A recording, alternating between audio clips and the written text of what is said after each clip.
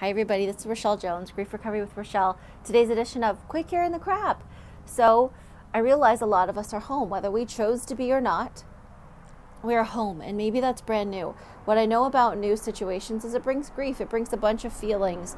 And also I know from my own personal experience that change and the feelings that go with it, grief, it could be hard to navigate if we've not been specifically taught or we don't know to have ideas that we've never had to come up and have before, right?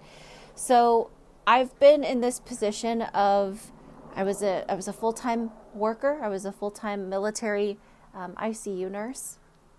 And after 7 years, I became a stay-at-home mom. My husband and I decided that we didn't want to be deploying for 6 months to a year, one person, and then meeting in the airport and the other person deploying for 6 months to a year.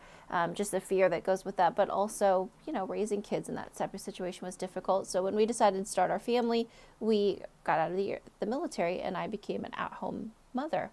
Well, that was a choice. A lot of us don't even have that choice. But it was still very, very, very difficult for me. It was so challenging.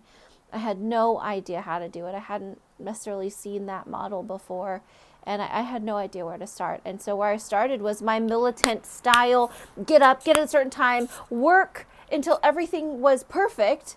And if you are right now at home, you're realizing that that's an impossible thing to manage. All perfect, level perfectness all the time. That was just what I knew. That's what I've been bred to know.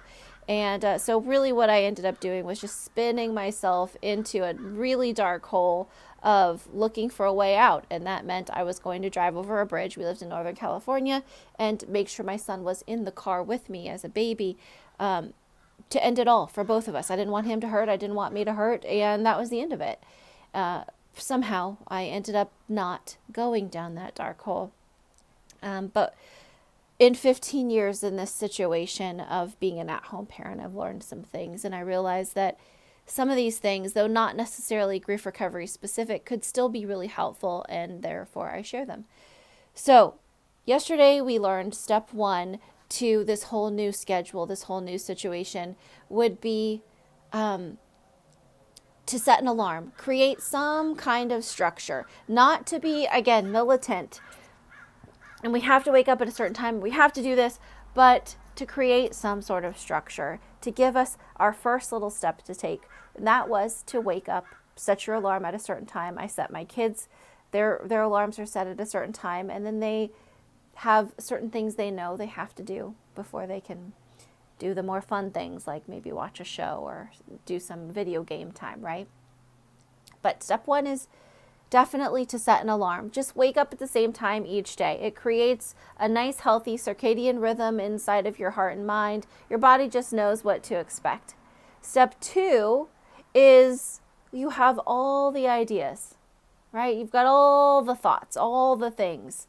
Well, it's really difficult to sort through the noise of energetic space. We have to somehow record that down so we can see it. We process things differently when we can see it as well. So the other thing I'm going to have you do, step 2 today, is to write down all the things. What do you hope to see accomplished or done? Or what are the dailies or whatever? Just write a big, long, ugly list. After you have your list all done, we can start to achieve some kind of clarity. We can decide what's going to need to be done right now, what can be put off for a little while. But the point is, we need to start with setting an alarm each day. And after we set an alarm, get used to that for a day or two.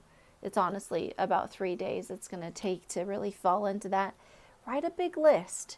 Use that time while you're watching a show, or you just feel like I can't find structure, I can't find routine. We're not going to find the same routines. We can't replace them. But what we can do is find clarity in what this current situation is for us right now. And that's going to come through action. So your action is to write down all of the things that you'd like to do or accomplish in a day, in a week, in a month. Just write them down. Let's start with a list. Okay, I hope that's helpful for you, giving you little sips of structure as we go through coronavirus outbreak.